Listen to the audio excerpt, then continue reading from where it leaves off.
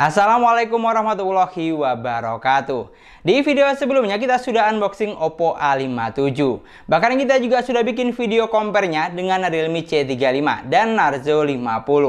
Dan di video kali ini kita akan mereview lengkap HP ini. Apakah bakal worth it banget atau mending di skip aja?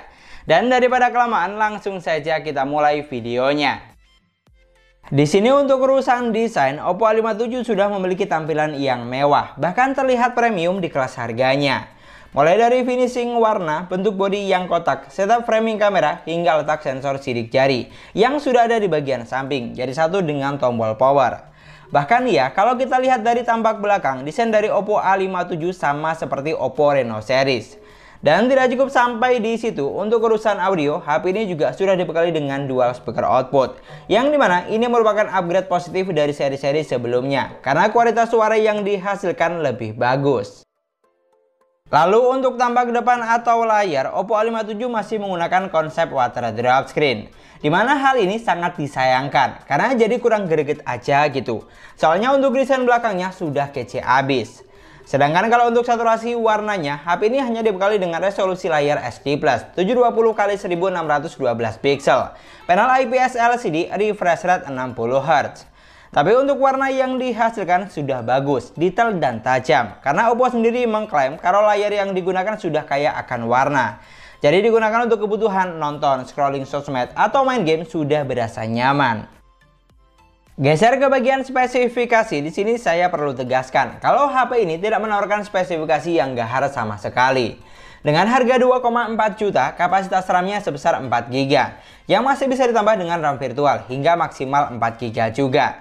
Dan untuk internal memorinya hanya 64 GB, yang masih bisa ditambah dengan microSD jika memorinya kurang besar.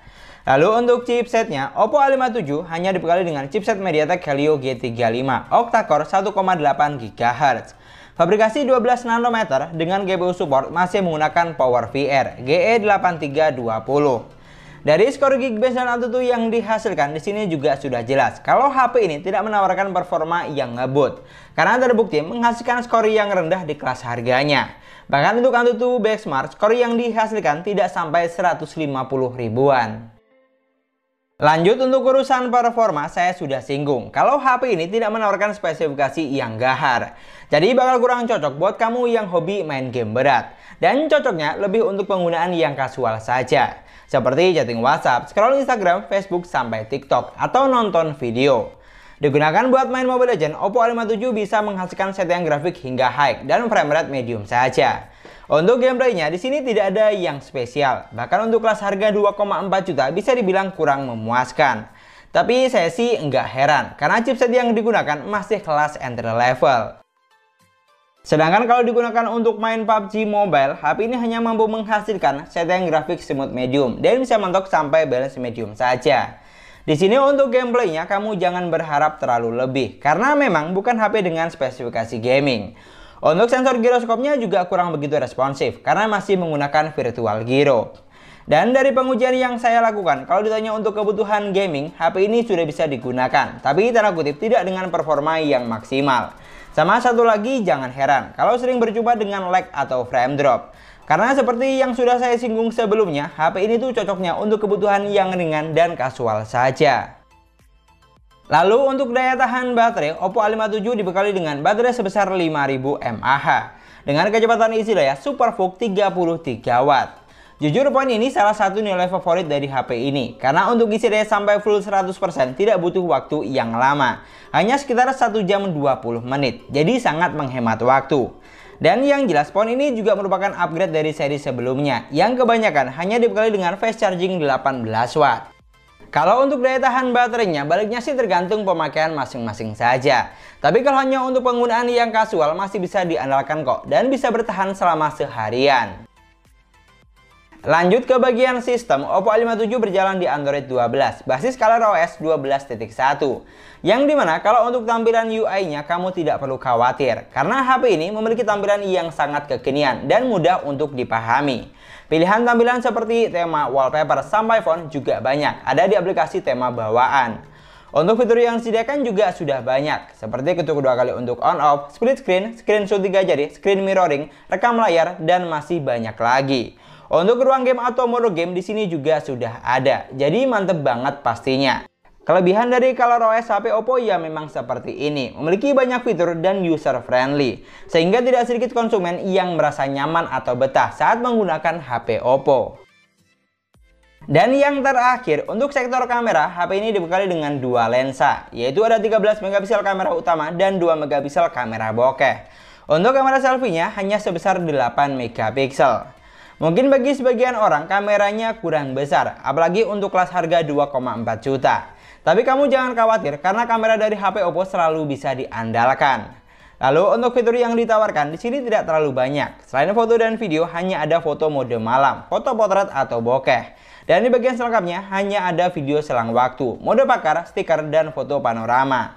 Di sini harus kamu ingat untuk video slow motion dan ultra stabil video belum ada. Sedangkan untuk hasil jepretan kameranya kurang lebih seperti ini. Kalau dari apa yang saya lihat, untuk kamera belakangnya, HP ini sudah mampu menghasilkan jepretan gambar yang bagus, tajam, dan detail. Walaupun hanya memiliki kamera sebesar 13 megapiksel. Apalagi untuk saturasi warnanya juga sudah terlihat fresh atau hidup. Pokoknya mantap lah, kalau hanya untuk sekedar mengabadikan momen sudah bisa diandalkan.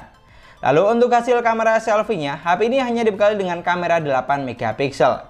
Tapi untuk kualitas foto yang dihasilkan juga sudah bagus, tidak kalah dengan kamera 16 megapiksel di merek lain. Detail gambarnya dapat, saturasi warnanya juga oke. Tapi saya sih nggak heran, karena enaknya pakai HP Oppo ya memang seperti ini. Foto selfie-nya selalu bagus walaupun megapiksel kamera yang digunakan tidak terlalu besar.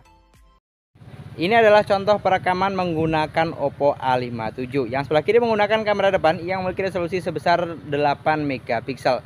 Dan yang sebelah kanan itu contoh untuk perekaman kamera belakangnya yang memiliki resolusi sebesar 13 megapiksel.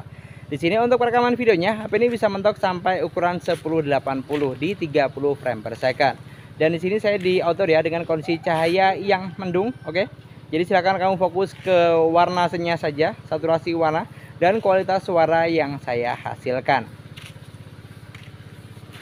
Dan itulah tadi video review Oppo A57 versi sesuai harga. Dari semua poin yang sudah kita bahas, HP ini hadir dengan beberapa pembaruan. Seperti tampilan belakang yang mewah, dual speaker stereo, charging super ngebut, dan versi UI yang lebih terbaru. Jujur hanya 4 poin itu yang bisa dibilang menarik dari HP ini. Karena untuk yang lainnya terasa standar saja, terutama di bagian chipset dan performa.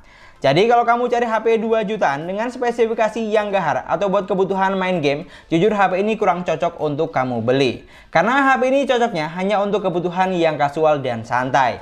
Seperti main sosmed, nonton film, atau main game ringan. Dan satu lagi yang jelas enaknya pakai HP Oppo tuh nyaman saat digunakan. UI-nya stabil, hardware-nya juga bandel, dan kamera yang bisa diandalkan. Pokoknya yang harus kamu ingat, tidak ada produk yang sempurna. Yang ada hanyalah produk yang cocok buat kamu.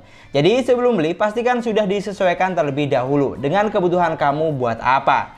Jangan sampai terkena genjutsu sales dan akhirnya kamu menyesal karena HP yang dibeli tidak sesuai dengan kebutuhan. Dan mungkin sekian dulu pembahasan kita kali ini. Terima kasih banyak buat yang sudah nonton videonya sampai akhir. Semoga videonya gampang dan mudah dipahami. Dan yang paling penting, semoga videonya bermanfaat. Jangan lupa like dan komen videonya. Jangan lupa juga subscribe channel sesuai harga. Kita ketemu lagi di video selanjutnya. Assalamualaikum warahmatullahi wabarakatuh.